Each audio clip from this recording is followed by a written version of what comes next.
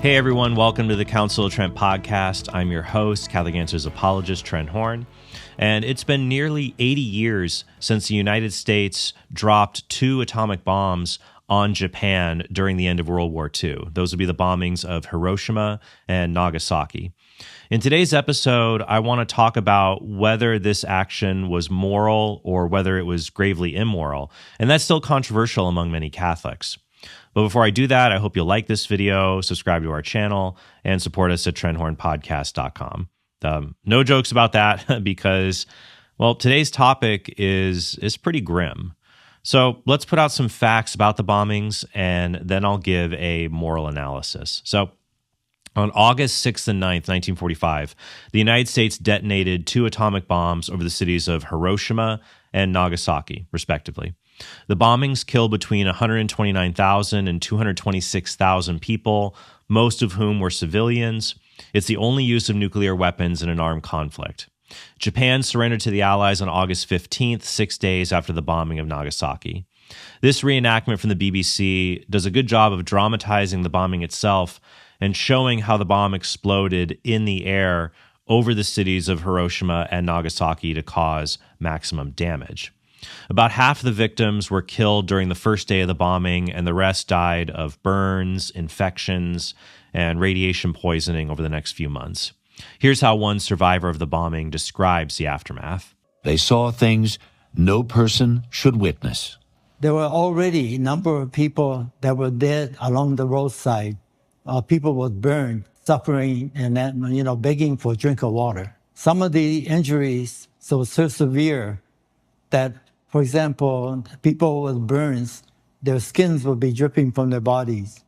And some of the people actually had broken limbs, protruding. When we came back after the surrender, we came back to the same area, and the whole city was completely flat. It was really devastating to see. Catholics tend to hold one of 2 positions on this issue.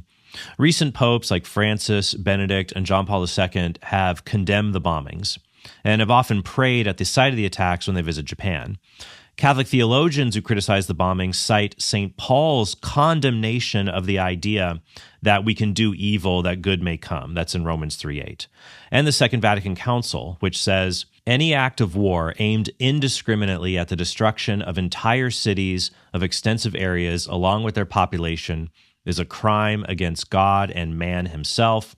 It merits unequivocal and unhesitating condemnation, end quote. The argument on the other side of the debate is that the atomic bombings were necessary to prevent a greater loss of life that would have resulted from the Allies invading the Japanese mainland. Father Wilson Miskimble offers the standard defense of that argument in this video from Prager University. The judgment of history is clear and unambiguous. The atomic bombs shortened the war, averted the need for a land invasion, saved countless more lives on both sides of the blood-soaked conflict than they cost, and ended the Japanese brutalization of the conquered peoples of Asia. Given the alternatives, what would any moral person have done in Truman's position? So who's right?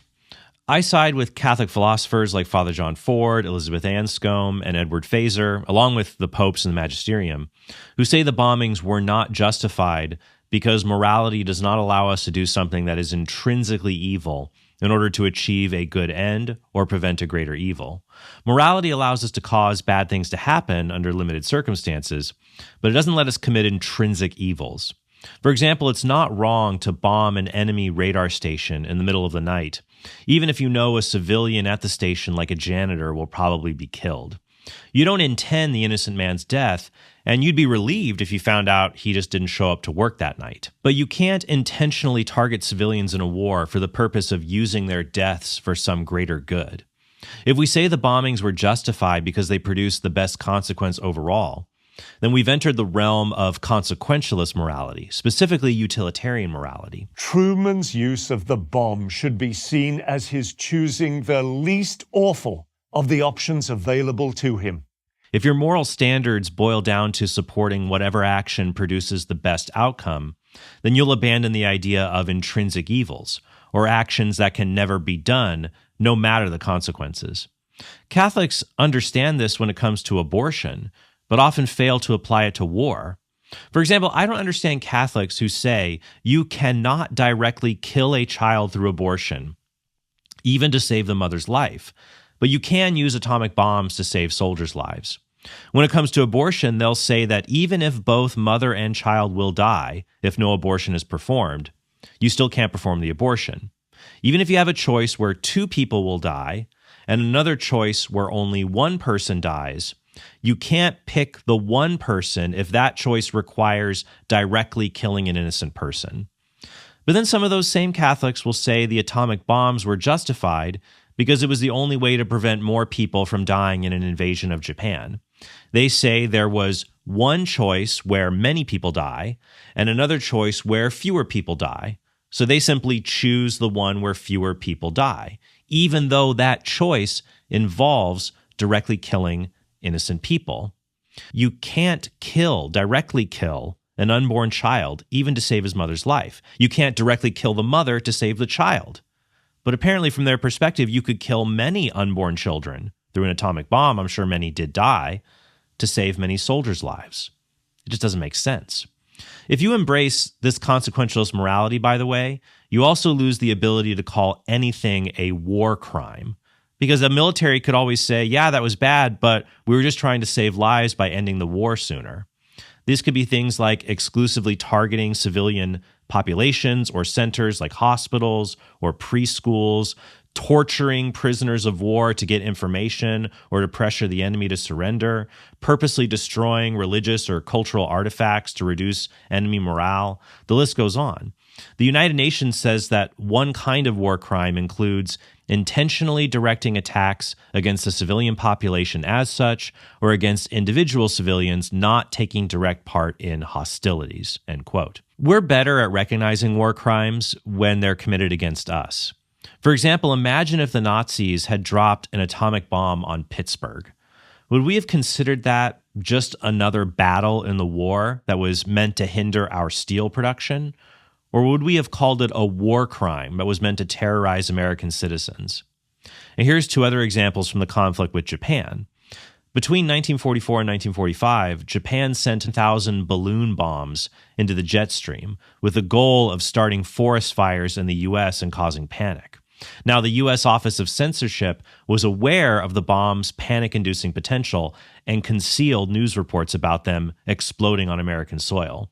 Fortunately, the bombs did not cause widespread destruction, but one that landed in Oregon killed the pregnant wife of a local minister and 5 of her Sunday school students.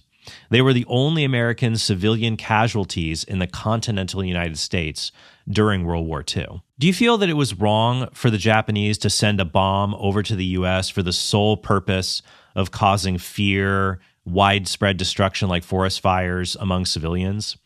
If so, then you should probably be against the atomic bombings of Hiroshima and Nagasaki. And here's something that could have happened in the U.S. if Japan had not surrendered in August.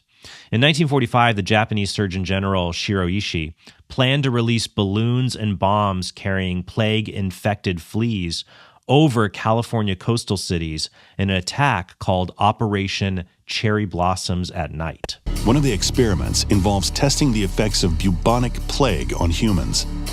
And a plan is hatched to develop a bomb that would release the plague into an enemy's population. The idea is that the plague-infected fleas will infect rats and spread the bubonic plague. The prime target, California. The question is, how to deliver a plague bomb over an ocean. One solution? Balloon bomb. But there's another method at the Japanese disposal.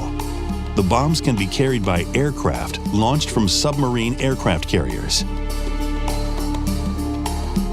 Japanese, the only country in the world to have submarine aircraft carriers during the Second World War.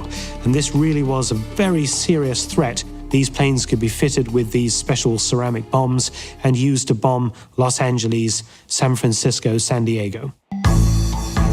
The war ends before any plague bomb is used. But would the plot really have gone ahead? If the operation had been put into practice, it would have worked.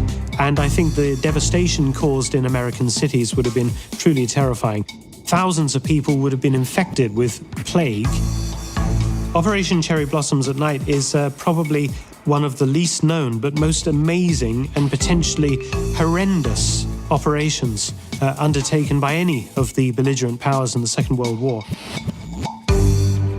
Now, the attack was canceled after Japan surrendered in August, but cities like San Diego were, and still are, prominent bases of military operations. But using a weapon that indiscriminately targets civilians with a painful, agonizing death being covered in boils and vomiting blood, as would happen with plague, that'd be a war crime. But that's the kind of death that the atomic bomb inflicted upon people at Hiroshima and Nagasaki, who died of burn injuries and radiation poisoning in the days and weeks after the attacks. Now, this brings me to the first of three arguments that are used to justify the bombings.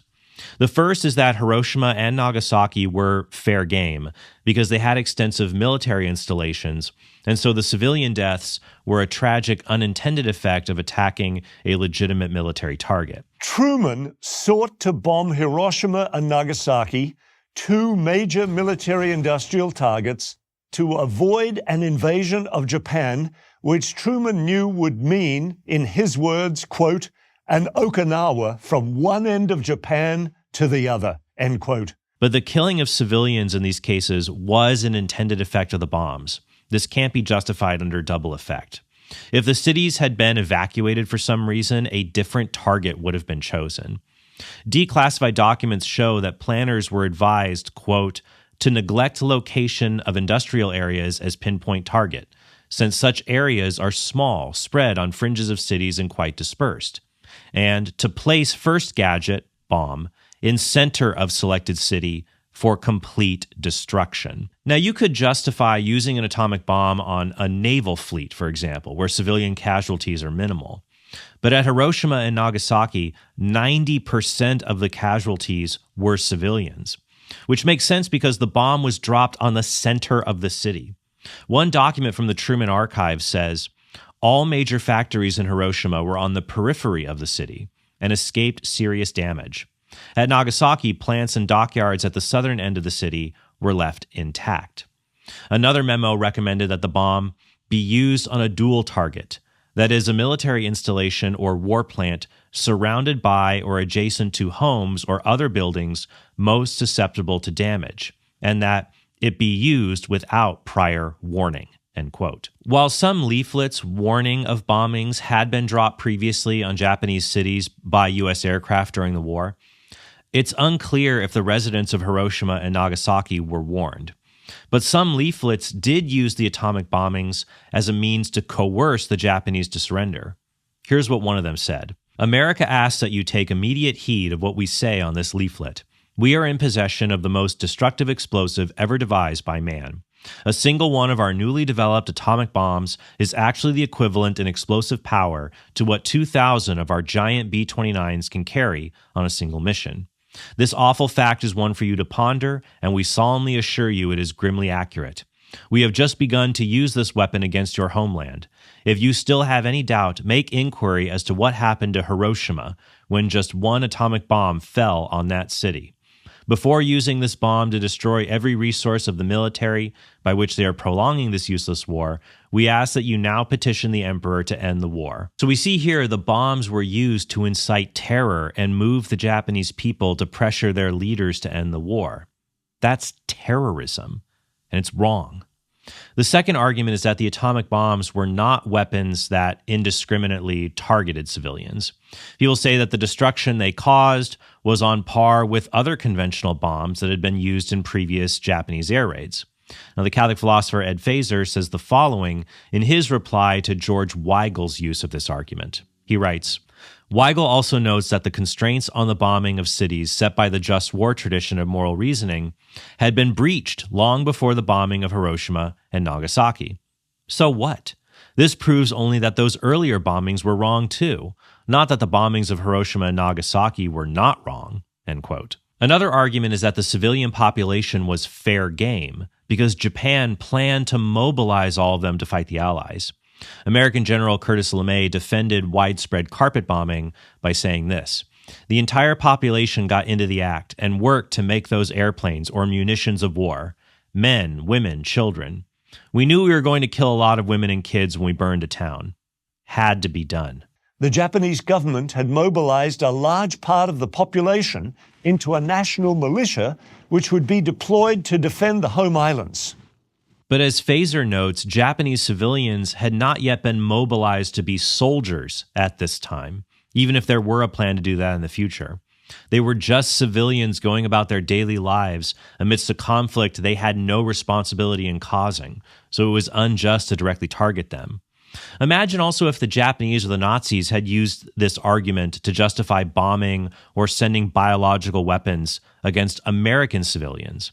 They might say the entire U.S. population was mobilized to fight the war, so U.S. civilians were fair game. A child collecting scrap metal or a mother tending her victory garden were no different than a soldier about to leave for Okinawa or Normandy. If we consider that reasoning to be a specious defense of a war crime, then we have to make the same conclusion about the atomic bombs that were used in Japan. Finally, there's the argument that the bombs were necessary to prevent greater loss of life that would have come from an invasion of the Japanese mainland. Now, I've already shown that this argument fails because it relies on the false moral theory of consequentialism.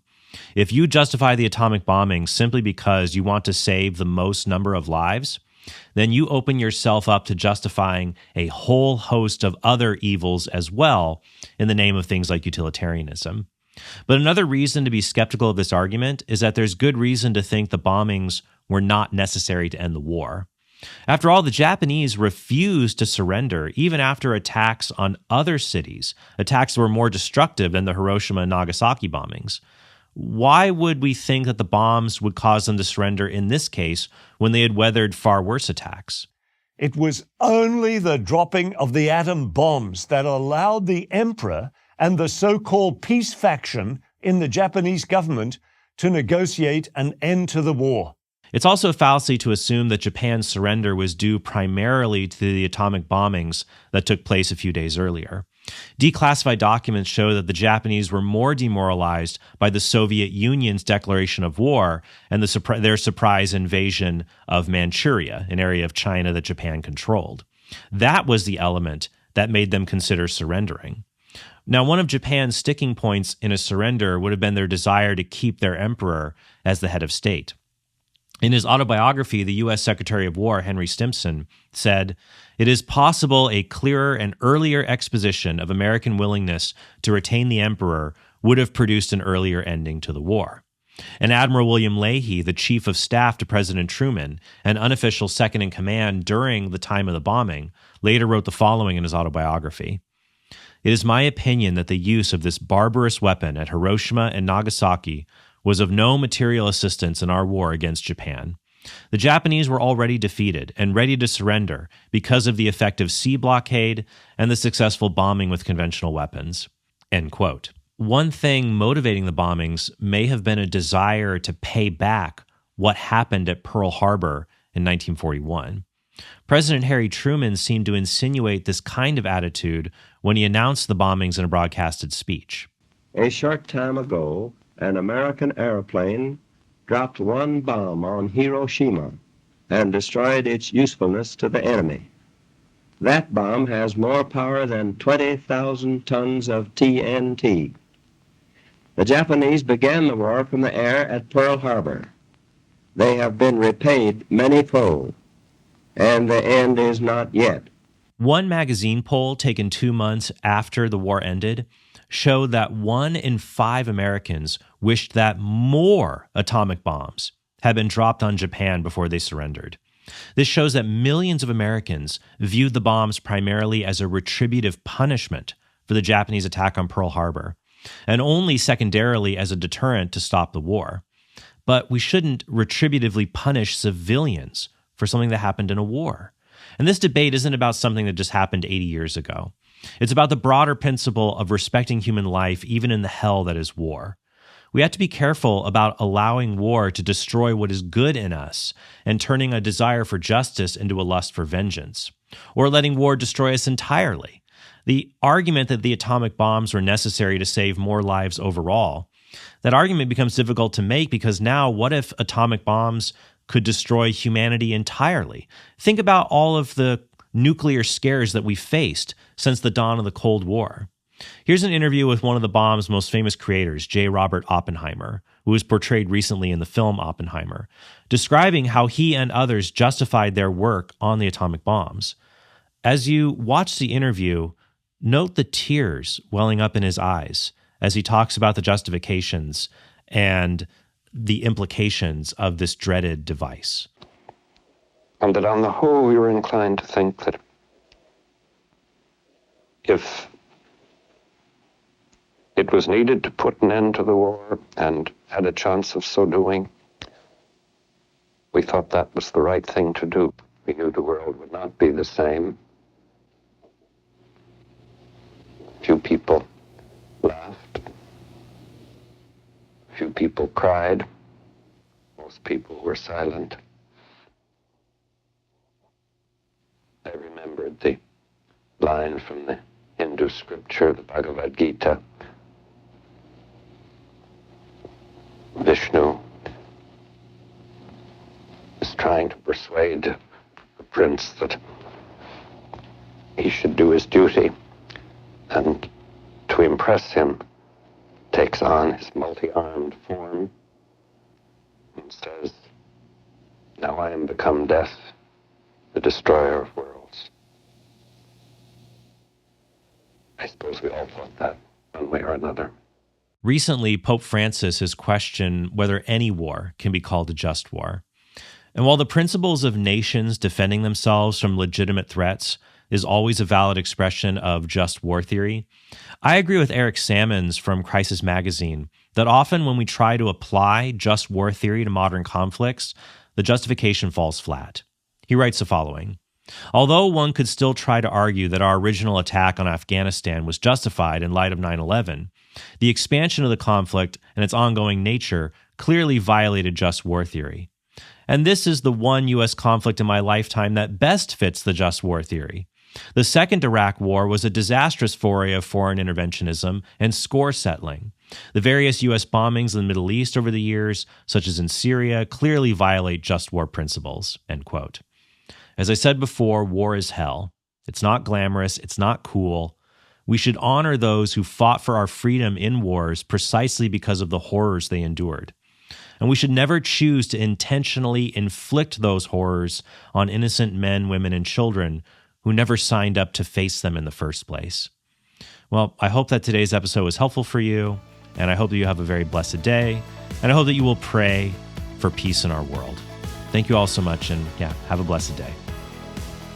Hey, thanks for watching this video. If you want to help us produce more great content like this, be sure to click subscribe and go to TrentHornPodcast.com to become a premium subscriber. You'll help us create more videos like this and get access to bonus content and sneak peeks of our upcoming projects.